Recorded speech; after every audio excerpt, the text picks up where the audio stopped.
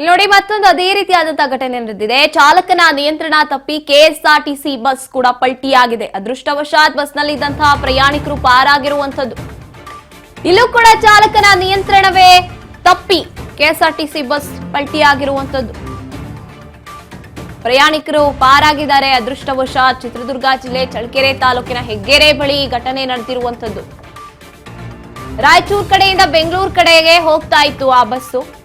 ಬಸ್ನಲ್ಲಿ 20ಕ್ಕೂ ಹೆಚ್ಚು ಮಂದಿ ಇದ್ರು. ಅವರಿಗೆ ಸಣ್ಣ ಪುಟ್ಟ ಗಾಯಗಳಾಗಿದೆ. ಚಳ್ಳಕೆರೆ ಸಾರ್ವಜನಿಕ ಆಸ್ಪತ್ರೆಗೆ ಗಾಯಾಳುಗಳನ್ನ ರವಾನಿಸಲಾಗಿದೆ. ಇನ್ನು ನಿದ್ದೆ ಮಂಪರ್ನಲ್ಲಿ ಚಾಲಕ ನಿಯಂತ್ರಣ ತಪ್ಪಿ ಪಲ್ಟಿಯಾಗಿದೆ ಅಂತ ಹೇಳಲಾಗ್ತಾ ಇರುವಂತದ್ದು. ಚಳ್ಳಕೆರೆ ಪೊಲೀಸ್ ಠಾಣಾ ವ್ಯಾಪ್ತಿಯಲ್ಲಿ ಘಟನೆ ನಡೆದಿರುವಂತದ್ದು. ನಿದ್ದೆಯ ಮಂಪರ್ನಲ್ಲಿ ಇಲ್ಲಿ ನೋಡಿ, ಇಲ್ಲೂ ಕೂಡ ಅಷ್ಟೇ ಇಡೀ ಬಸ್ ಪಲ್ಟಿ ಹೊಡೆದು ಉಲ್ಟಾ ನಿಂತಿರುವಂತದ್ದು. ಸೇಮ್ ದೃಶ್ಯ ನಿನ್ನೆ ಕೂಡ ಇಂಥದ್ದೇ ನಡೆದಿತ್ತು ಹಾಸನದ ಹತ್ರ.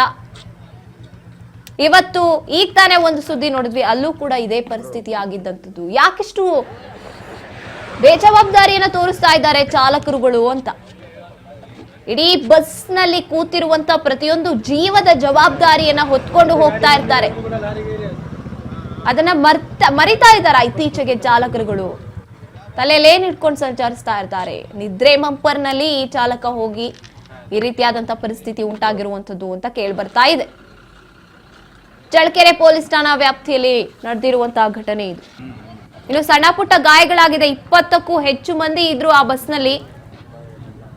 ಅದೃಷ್ಟವಶಾತ್ ಯಾವುದೇ ರೀತಿಯಾದಂತಹ ಸಾವು ಅನ್ನುವಂತಹ ಸುದ್ದಿ ಬಂದಿಲ್ಲ. ರಾಯಚೂರು ಕಡೆಯಿಂದ ಬೆಂಗಳೂರು ಕಡೆಗೆ ಬರ್ತಾ ಇತ್ತು ಈ ಬಸ್. ಇತ್ತೀಚೆಗಂತೂ ಇಂತಹ ಘಟನೆಗಳು ದಿನಕ್ಕೊಂದ್ 2-3 ಆದ್ರೂ ನಡೀತಾನೇ ಇರುತ್ತೆ. ಅಷ್ಟೊಂದು ಬೇಜವಾಬ್ದಾರಿಯನ್ನ ತೋರಿಸ್ತಾ ಇದ್ದಾರ ವಾಹನ ಚಾಲಕರುಗಳು, ಅಥವಾ ಏನಾಗ್ತಿದೆ, ಏನ್ ಮಿಸ್ಟೇಕ್ ಆಗ್ತಾ ಇದೆ ಅನ್ನೋದನ್ನು ಕೂಡ ಒಂದ್ ಕಡೆ ಸಾರಿಗೆ ಇಲಾಖೆ ಏನಾದ್ರೂ ಗಮನ ಹರಿಸ್ಬೇಕಾ, ಏನಾದ್ರೂ ಇದಕ್ಕೆ ಒಂದು ರೂಲ್ಸ್ ಅಂಡ್ ರೆಗ್ಯುಲೇಷನ್ಸ್ ಮಾಡ್ಬೇಕಾ, ಗಮನಿಸಬೇಕಾಗುತ್ತೆ ಈ ಕಡೆ.